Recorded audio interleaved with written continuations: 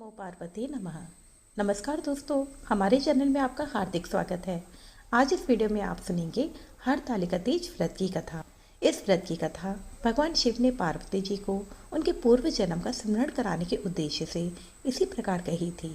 हे गौरी, पर्वतराज हिमालय पर गंगा के तट पर तुमने अपनी बाल्यावस्था में अधोमुखी होकर घोर तप किया था। इस अवधि में तुमने अन्न न खाकर केवल हवा का ही सेवन कर सूखे पत्ते का सेवन किया था। माँ की शीतलता में तुमने निरंतर जल में प्रवेश कर तप किया था। वैशाख की जला देने वाली गर्मी में पंचाग्नि से शरीर को तपाया था। शरीर की मूसलाधार वर्षा में खुले आसमान के नीचे बिना अन्न जल ग्रहण किए व्यतीत किया। तुम्हारी इस कष्टदायक तपस्या को देखकर तुम्हारे पिता बहुत दुखी और नाराज होने लगे। एक दिन तुम्हारी तपस्या और पिता की नाराजगी को देखकर नारद जी तुम्हारे घर पधारे। तुम्हारे पिता द्वारा आने का कारण पूछने पर नारद जी बोले, हे गिरिराज, मैं भगवान विष्णु के भेजने पर यहाँ आया हूँ। आपकी कन्या की घोर तपस्या से प्रसन्न होकर वे उससे विवाह करना चाहते हैं। इस बारे में मैं आपकी राय जानना चाहता हूँ।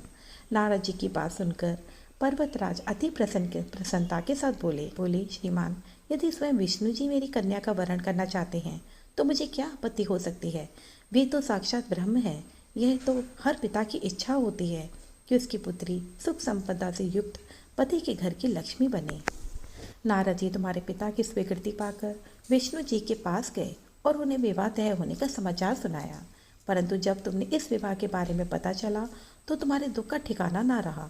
तुम्हें इस प्रकार से दुखी देखकर तुम्हारी एक सहेली ने तुम्हारे दुख का कारण पूछने पर तुम्हें बताया कि मैंने सच्चे मन से भगवान शिव का वरण किया है, किंतु मेरे पिता ने मेरा विवाह विष्णु जी के साथ तय कर दिया है।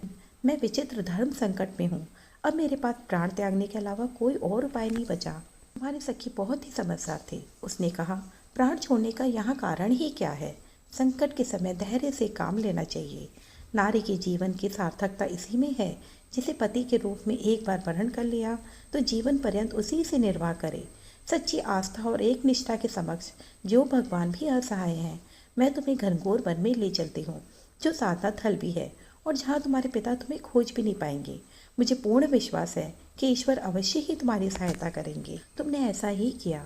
तुम्हारे पिता तुम्हारे घर में ना पाकर बड़े चिंतित और दुखी हुए।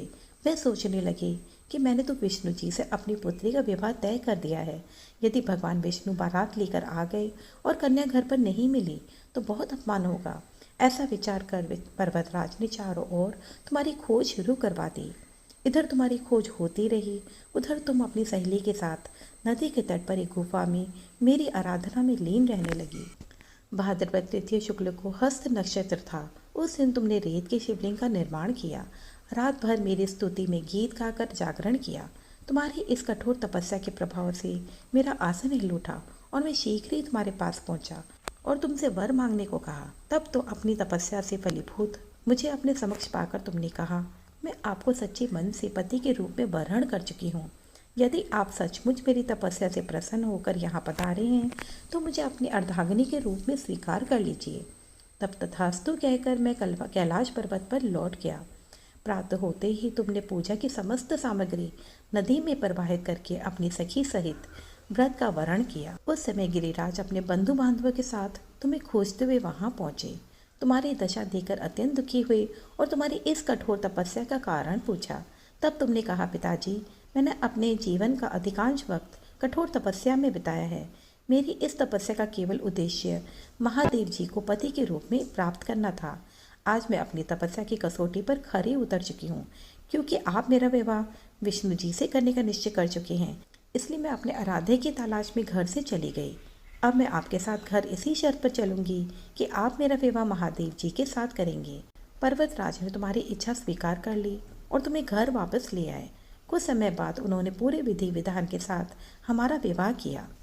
भगवान शिव ने आगे कहा, हे पार्वती, भाद्रपद की शुक्ल तृतीय को तुमने मेरी आराधना करके जो व्रत किया था उसी के परिणाम स्वरूप हम दोनों का विवाह संभव हो सका है। इस व्रत का महत्व यह है, मैं इस व्रत को पूर्ण निष्ठा से करने वाली प्रत्येक स्त्री को मनवांछित फल देता हूँ। भगवान शिव ने पार्वती जी से कहा कि इस व्रत को जो भी स्त्री पूर्ण श्रद्धा से करेगी उसे तुम्हारी तरह अचल सुहाग प्राप्त होगा। इसी के साथ कथा की समाप्ति होती है। दोस्तों, अगर आज की वीडियो आपको पसंद आई है तो वीडियो को लाइक कीजिए।